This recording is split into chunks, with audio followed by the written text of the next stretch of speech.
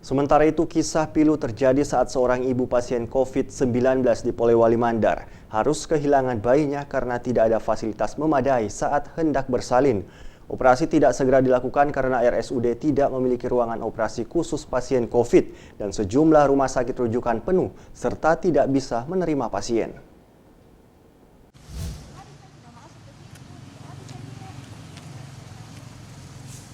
Keluarga Ibu AN, warga desa Balanipa, Kecamatan Balanipa ini terlihat kecewa setelah mengetahui bayi mereka meninggal dunia.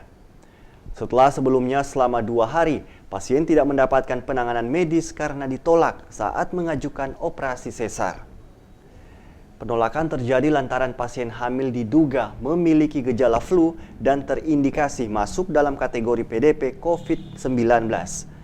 Sembari menanti hasil tes, pasien sudah mengalami pecah ketuban dan dalam kondisi lemas. Pihak Rumah Sakit Umum Daerah Polewali Mandar sempat merujuk pasien ke Rumah Sakit Khusus COVID-19 di Kabupaten Mamuju.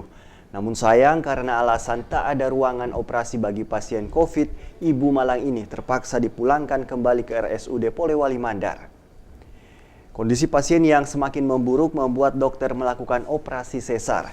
Namun sayang bayinya tidak berhasil terselamatkan.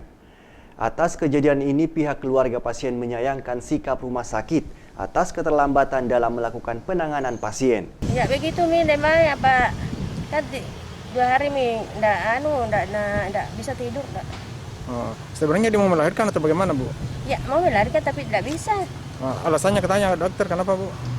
Ya alasannya itu ada kendala. Menurut dia kendala apa katanya, Bu? Ya kendala itu positif dibilang. Oh. COVID. Tidak tahu. Sementara itu Direktur RSUD Polewali Mandar, Dr. Emi Purnama Nasir mengatakan, pasien lambat mendapatkan penanganan karena pihak rumah sakit tidak berani mengambil langkah operasi, lantaran belum memiliki fasilitas operasi khusus pasien COVID-19.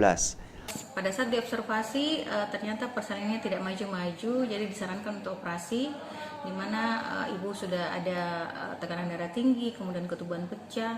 Nah, dengan kasus-kasus seperti itu seharusnya ibunya masuk di ICU setelah operasi.